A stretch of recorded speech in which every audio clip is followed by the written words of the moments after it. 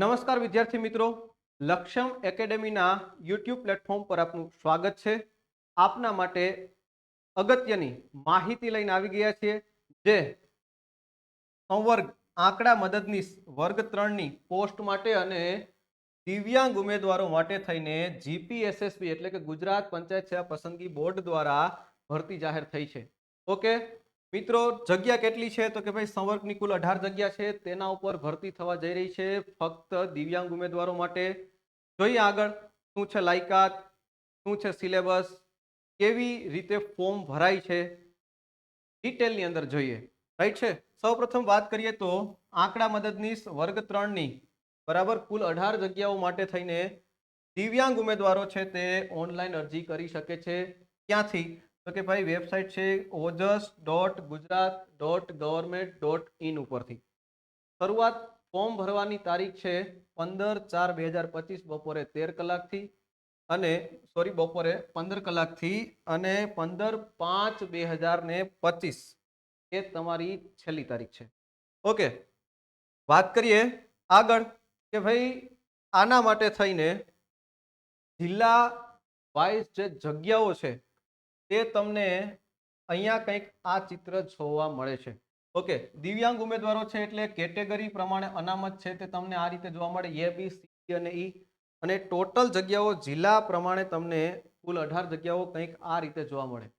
Okay, ત્યાર પછી વાત કરીએ કે ભાઈ તમારી જે કેટેગરી દિવ્યાંગ માટેની લાગુ પડતી હોય, એટલે કે ભાઈ કેટેગરી એ તો કે ભાઈ અંધત્વ અને ઓછી દ્રષ્ટિ, કેટેગરી બી બધિર અને ઓછું સાંભળનાર, આ પ્રમાણે કેટેગરી જે તમારી લાગુ પડતી હોય એ પ્રમાણે કેટેગરી સિલેક્ટ કરી ફોર્મ ભરવું.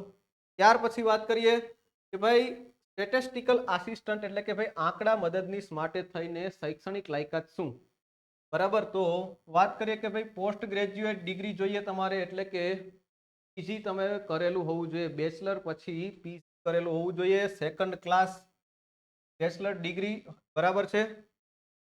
સ્ટેટિસ્ટિક્સ અને એપ્લાઇડ સ્ટેટિસ્ટિક્સ, બરોબર, અથવા તો મેથેમેટિક્સ, આ બધી વસ્તુઓ છે એ તમે આંકડા શાસ્ત્ર અને ઇકોનોમિક્સ એટલે કે અર્થશાસ્ત્ર, આ કોઈ પણ વિષય જે છે આમાંનો કોઈ પણ વિષય, મુખ્ય વિષય જે તમે અહીંયા ની અંદર લીધેલો હોવો જોઈએ.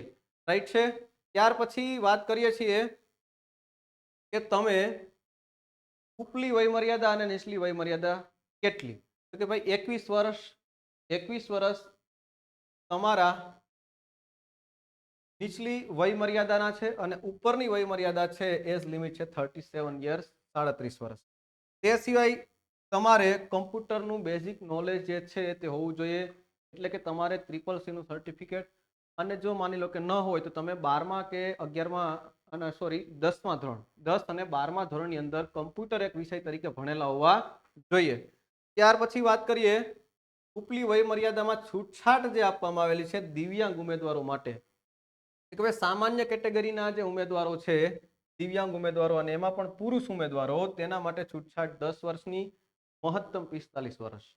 ત્યાર પછી સામાન્ય કેટેગરીના દિવ્યાંગ ઉમેદવારો છે અને મહિલા છે તો એના માટે મેક્સિમમ 15 વર્ષ, 10 + 5 ના પ્રમાણે મહત્તમ 45 વર્ષની વય મર્યાદામાં. અનામત કેટેગરીની દિવ્યાંગતા ધરાવતા હોય અને પણ પુરુષ હોય તો 15 વર્ષ અને મહત્તમ 45 વર્ષની મર્યાદામાં. મહિલાઓ જો હોય અનામત કેટેગરીમાં તો 20 વર્ષ અને મહત્તમ 45 વર્ષ.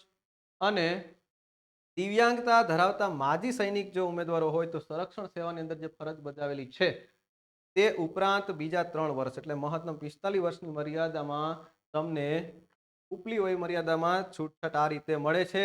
ત્યાર પછી વાત કરીએ અભ્યાસક્રમની, સિલેબસની, તો અહીંયા સ્ટેટિસ્ટિકલ આસિસ્ટન્ટ માટે મિત્રો કુલ 150 માર્કનું એમસીક્યુ બેઝ OMR, બરોબર છે, એમસીક્યુ બેઝ OMR રહે છે. પેપર આપવાનું ટોટલ 90 મિનિટ્સ, 100 ને બરાબર છે 90 મિનિટ્સ. એટલે વાત એ કરીએ કે ભાઈ 150 માર્કમાં 35 માર્કનું તમને જનરલ અવેરનેસ અને જનરલ નોલેજ જીકે પૂછે ગુજરાતી ભાષામાં, ગુજરાતી વ્યાકરણ 20 માર્કમાં, અંગ્રેજી વ્યાકરણ 20 માર્કમાં, અને question assessing the requisite knowledge for the job and technical knowledge with regard to the educational qualification એટલે કે તમે જેની અંદર બેચલર કે પીજી કરેલું છે તે તમારા વિષય સાથે જે સંલગ્ન ટેકનિકલ કે ફિલ્ડની બાબતો છે તે ટોટલ કરીને 150 માર્ક 90 મિનિટ્સમાં